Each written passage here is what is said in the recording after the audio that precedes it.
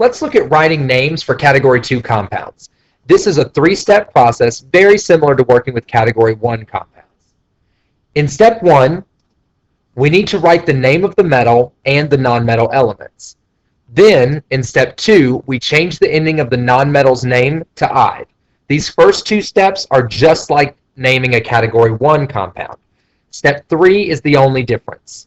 Here, in step 3, we need to use the subscripts from the formula and the charge for the nonmetal to determine the charge on the metal. This is because Category 2 metals are green elements. Those are the elements from the middle of the periodic table without a consistent charge. So we have to define the charge on the metal as part of the correct chemical name. We do this using a Roman numeral. Here are the first 10 Roman numerals. If you're not familiar with this system, ask your teacher for help understanding the symbols or find a helpful resource online.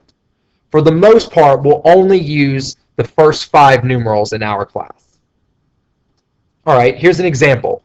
Let's try CuCl. In step 1, we write the names of the elements, copper for Cu and chlorine for Cl. Then step 2 tells us to change the name of the nonmetal, so chlorine becomes chloride. And now to the new step. Step 3 tells us to determine the charge on copper. According to our periodic table, copper is a green element that changes its charge based on the situation. So there's no way to know copper's charge without a little bit of extra work. What we do know, however, is that chlorine always has a charge of -1. Hopefully we can use this information to help determine the charge on the metal. Alright, well, if we plug in the fact that we don't know copper's charge and we do know chlorine's charge, we can use our AX plus BY method to figure out what else we know and what else we might not know. If we know the formula, we automatically know the subscripts. That means for CuCl, we know the metal subscript, we know the nonmetal subscript, and we just said that the periodic table tells us the nonmetal's charge. We actually know everything except the charge on the metal. X is the only value we don't have for our equation. Wait, that means we can plug in all those other values for A, B, and Y and solve for X. That sounds pretty doable. So let's do it. Chlorine has a charge of -1. And according to the original formula we were given, both copper and chlorine have subscripts of 1. When we plug those values in, we can easily solve for X.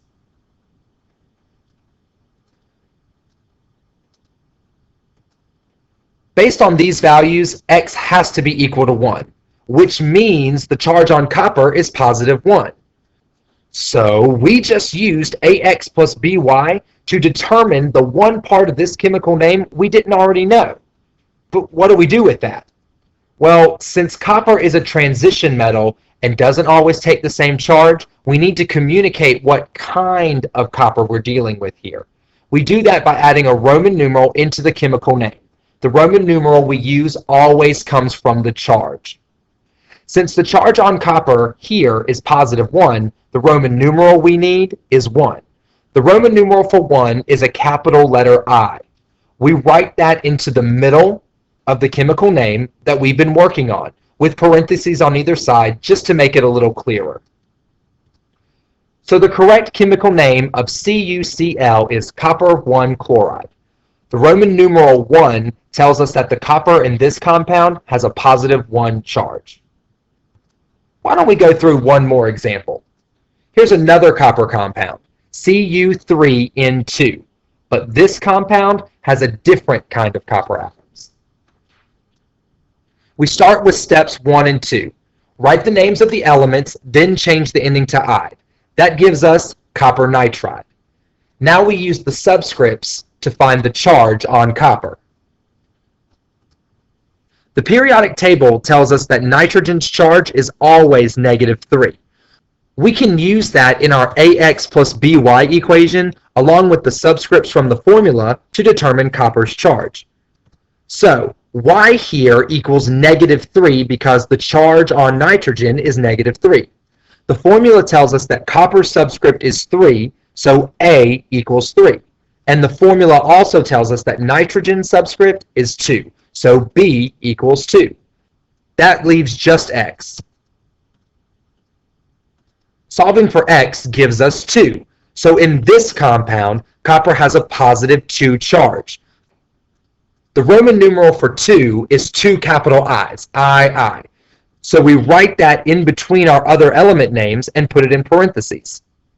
So the correct chemical formula for Cu3N2 is copper 2 nitride. Check how well you understand this by working on these 3 practice examples. Pause the video and then press play again when you're ready for answers. I'll explain how to find each correct answer. Here are the 3 answers. Let's see where each of these. For FeP, we know that we are working with iron and phosphorus, which gives us the basic name iron phosphide. But we need a Roman numeral for iron. Since phosphorus has a charge of -3 and the formula tells us both subscripts are equal to 1, we can plug in these values and use AX plus BY to find X equals 3. So the charge on iron is +3, and we add the Roman numeral III for 3 to the middle of the name, iron 3 phosphide. For COF2, steps 1 and 2 give us cobalt fluoride. We plug in fluorine's charge of -1 and the 2 subscripts of 1 for cobalt and 2 for fluorine and find that X is equal to 2. So this compound's name is cobalt 2 fluoride. Last, let's look at Ti3N. Titanium nitride is the basic name before we worry about titanium's charge. Then we use nitrogen's charge of -3 and the subscripts of 3 and 1 to determine that X is equal to 1. So this is titanium 1 nitride.